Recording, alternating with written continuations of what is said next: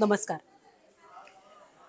पुण्यामध्ये स्वारगेट बस स्थानकात मंगळवारी एका 26 वर्षाच्या मुलीवर बसमध्ये अत्याचार करण्यात आला. थांबलेली बस होती स्वारगेट बस स्थानकात आणि 5 ते 6च्या दरम्यान या मुलीवर त्या बसमध्ये अत्याचार झालेला आहे.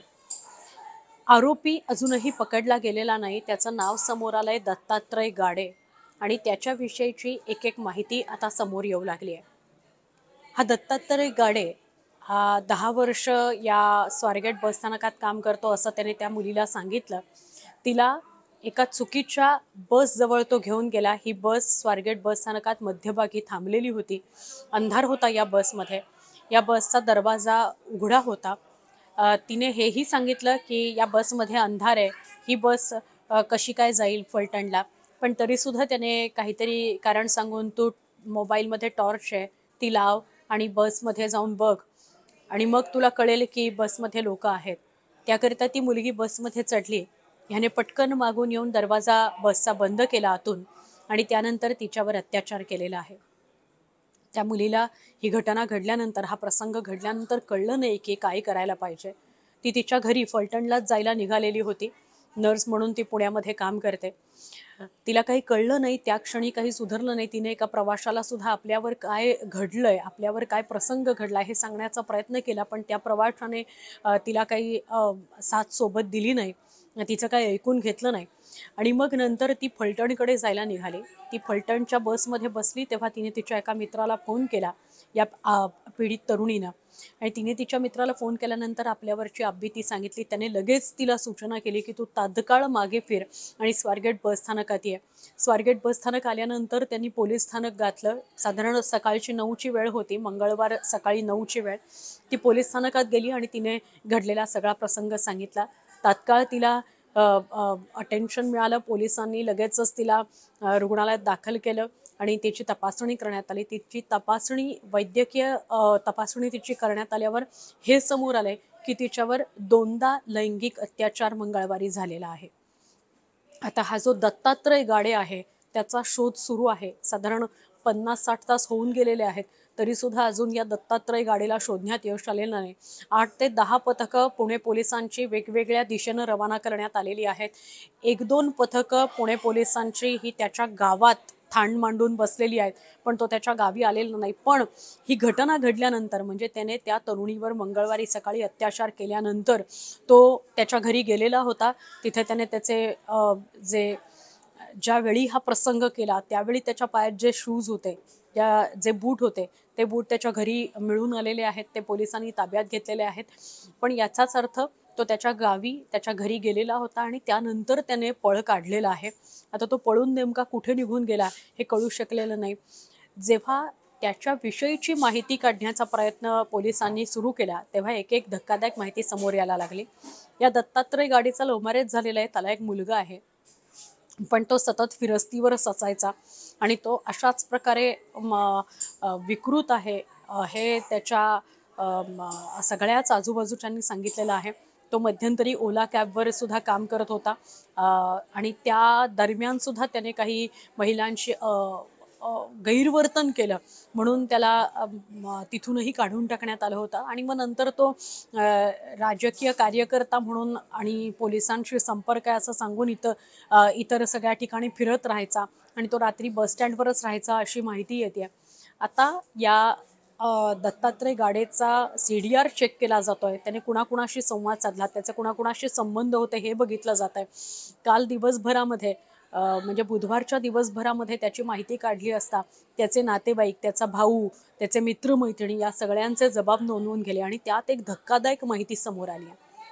त्याची एक मैत्रीण होती जिने हा जबाब पोलिसांना दिलाय. पुणे पोलिसांनीच या संदर्भातला खुलासा केला की ती मैत्रीण सांगत होती की वारंवार हा मला फोन करायचा, मेसेजेस करायचा, मला त्रास द्यायचा, सतत भेटायला बोलवायचा आणि मी त्याला प्रत्येक वेळेला टाळत राहिले.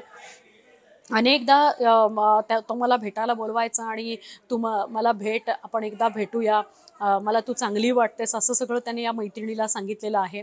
याच्या व्यतिरिक्त तू जर भेटत नाहीयेस, तुला जर वेळ नाहीये तर तुझ्या कुठल्या मैत्रिणीशी मला माझी सेटिंग लावून दे, असंही त्याने, या आरोपीनं, या दत्तात्रय गाडेनं आपल्या मैत्रिणीला सांगितलं असं मैत्रिणीनं पुणे पोलिसांना जबाबात म्हटलेलं आहे.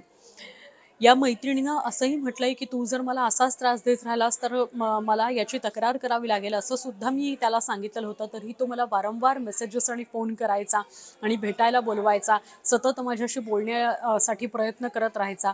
आणि इतकंच काय, या मैत्रिणीनं हे सुद्धा सांगितलं की तुला जर भेटायला वेळ नसेल, म्हणजे तो दत्तात्रय गाडे या मैत्रिणीला असं म्हणायचा की तुला जर भेटायला वेळ नसेल तर तुझ्या मैत्रिणीशी माझं सेटिंग लावून दे. मग तो काय मनोवृत्तीचा माणूस होता हे आपल्याला या एका जबाबातल्या गोष्टीवरून समोर येईल. तिने जो जबाब दिलाय त्याच्यावरून हे स्पष्ट होईल की तो काय मनोवृत्तीचा माणूस होता. तो विकृत होता का? काय त्याची नेमकी मानसिकता होती आणि काय का त्याने हे कृत्य केलं? वारंवार या आधी त्याने अशा काही गोष्टी केलेल्या आहेत का? अतिप्रसंग केलेले आहेत का? महिलांबरोबर त्याचं अशाच प्रकारचं वासनंध वर्तन राहिलेलं आहे का? हे सगळं आता तपासांतीच समोर येईल. पण अशा सगळ्या घटना आपल्या आजूबाजूला वाढत्या गर्दीच्या गजबजलेल्या शहरांमध्ये घडतायत, हे खूप धक्कादायक आहे. याच निमित्तानं महिलांनी सुद्धा सावध राहायला हवं, महिलांनी सुद्धा सतर्क राहायला हवं. आपल्या आजूबाजूला काय घटना घडतायत, आपल्या आजूबाजूला लोक कशा पद्धतीनं वावरतायत, बघतायत, हे सगळं आपल्या सगळ्या महिलांच्या सतत लक्षात यायला हवं. आपण सतर्क राहायला, आपण सावधानता बाळगायला हवी. आपण जगताना, उठता, बसताना सतत आपला कधी कधी मोबाईलमध्ये लक्ष असतं. आपण तितकेसे अनभिज्ञ असतो. आपल्या आजूबाजूला ज्या घडतायत गोष्टी त्या गंभीर स्वरूपाच्या आहेत आणि त्यांना त्या गोष्टींबाबत आपण अनभिज्ञ असतो. त्यामुळे आपण सुद्धा तितकीच सतर्कता बाळगली पाहिजे, सावधानता बाळगली पाहिजे. आणि हे फक्त एका मुलीबरोबर, एका महिलेबरोबर हे घडलंय म्हणून हे बोलण्याची वेळ आलेली नाही, तर आपल्या आजूबाजूला आपल्या बहिणी बरोबर, आपल्या मातांबरोबर, आपल्या आजींबरोबर, आपल्या लहान मुलींबरोबर असं काही घडत नाहीये ना? जर त्या आपल्या नातेवाईक नाही आहेत, ओळखीच्या नाही आहेत, तरीही कोणी आपल्या आजूबाजूला जर अशी घटना घडत असेल तर आपण त्याला हटकतो का? आपण मध्ये हस्तक्षेप करतो का? हे सुद्धा सामाजिक हिताच्या दृष्टीनं समजून घेणं नितांत गरजेचं आहे. अशा घटना वारंवार आपल्याला घडताना दिसत आहेत. कधी अंधाराचा फायदा घेऊन, कधी एकटेपणाचा फायदा घेऊन वारंवार अशा गोष्टी काही महिलांवर, काही मुलींवर घडत आहेत. तसे अत्याचार होत आहेत आणि अत्यंत ही धक्कादायक घटना आहे. जेव्हा अशा प्रकारच्या बातम्या प्रसारमाध्यमांवर द्याव्या लागतात तेव्हा एक निवेदक म्हणून, एक अँकर म्हणून सुद्धा प्रचंड त्रास होतो. मनाला भिडतात या बातम्या.